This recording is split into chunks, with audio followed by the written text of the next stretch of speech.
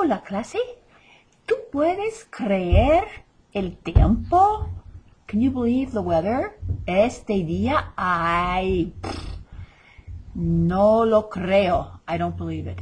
Es domingo y hay nieve todo el día.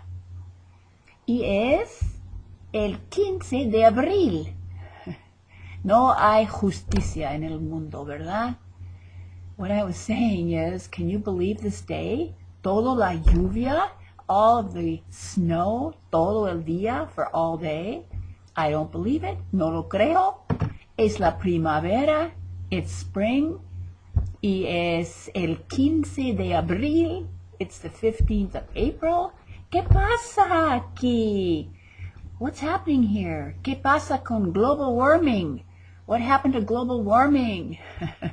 Bueno, okay, I'm through venting. It's time for our lesson. Es la hora de la lección. And to have a little fun. So we are on our V-text now, or looking in your textbook. It's probably easier really to look in the textbook because the printing is bigger.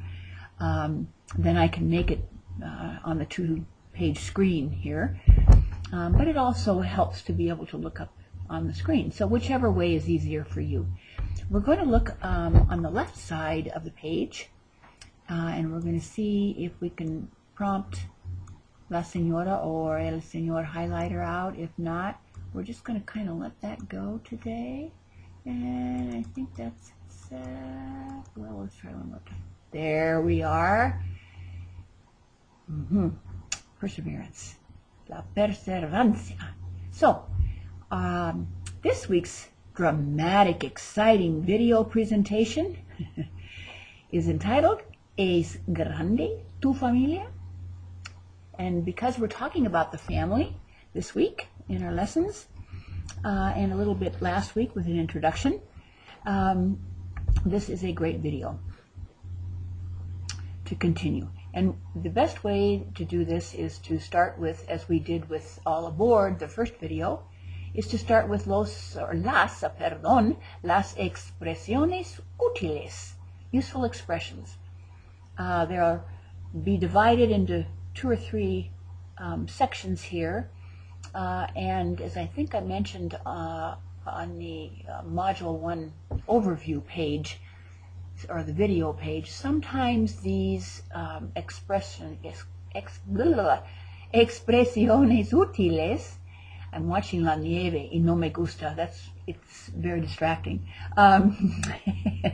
Very often what you will see in these sections are expressions or parts of grammar or words that you haven't seen yet, which will be coming up in further pages in the lesson. So it's kind of a heads up for some of the vocabulary that we will be seeing in the lesson. So let's start out with talking about your family. ¿Tienes una familia grande? And we saw that tengo means I have, and tienes is you have. And here we're asking a question, so it's do you have, in the familiar form. ¿Tienes una familia grande? Do you have a large family? Sí, mis papás. Now how is that different from padres? Well, mamá and papá are mom and dad, as opposed to mother and father. So we call them mis papás, my mom and dad. Mis abuelos, my grandparents. And remember, as we learned in the previous module and lesson, that abuelos can mean grandfather and grandmother together, or perhaps you just have 2 grandfathers. So it could be either one, we don't know yet, until we see the context of the sentence or how they're discussing it. 4 hermanas. Now here we know that there are definitely 4 sisters because it's hermanos, or hermanas. Y muchos tíos, and lots of, now tíos can be aunts and uncles together. As we saw, the female is included and defaults into the male form here, or it could be that you just have a lot of uncles. So we'll see as we go along. Here, and it doesn't really tell us. It says, yes, my parents, grandparents, 4 sisters, and many aunts and uncles. So I guess maybe she's saying aunts and uncles. ¿Tienes hermanos? Now, hermanos can be brother and sister together. In other words, do you have siblings? Or just hermanos, brothers.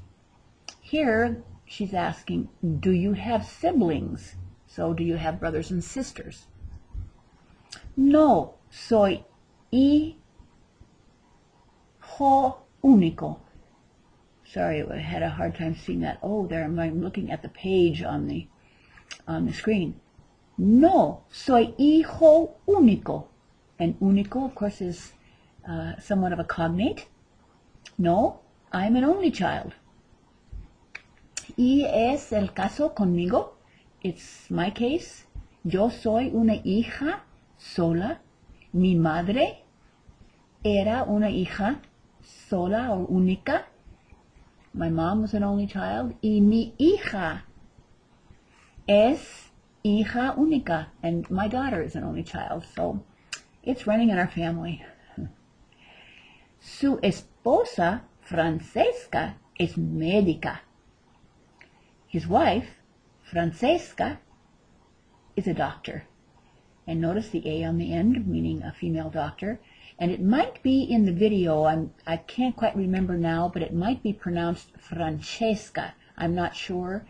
It might be that pronunciation because that's what it would be in Italian, which she is. And we find out here, no es ecuatoriana. She's not Equatorian or Ecuadorian. She's Italian. Pablo es periodista. Pablo is a journalist. And notice that periodista still keeps the A, but we know it's a gentleman by Pablo. And then, es el padre de mi mamá. He is the father of my mom, or he's my mother's father. Now we have a little section on describing people. ¿Qué alto es tu papá? Literally, how tall is your dad? Okay. And in smoother English, your father's so tall. ¿Qué alto es tu papá? Y tu mamá, qué bonita. And your mother, how pretty. And this is pretty much word for word. Y tu mamá, qué bonita. ¿Cómo es tu abuelo? Now, why don't we say cómo está in here? Let's look at the answer. ¿Cómo es tu abuelo? Or tu abuela? No, it's tu abuelo. Perdón. I should really be looking at the book, I think. And the answer is, es simpático. He's nice. Es. So they're using the verb ser, not estar. So what is the difference between cómo es tu abuelo and cómo está tu abuelo? Let's think for a moment. If we say cómo está tu abuelo, that means how is he doing right now? For example, if I say cómo está? Bien o no? How are you right now? No, we're asking how is he as a person? In other words, what is he like? What is a permanent characteristic about him? So we use ser. ¿Cómo es tu abuelo? Es simpático. Es simpático. And we wouldn't use está simpático for that because that would indicate a mood, something that passes quickly. And he's not. He's a nice person and this does not just go away. So es simpático. He's nice. And another adjective that we use with ser es viejo.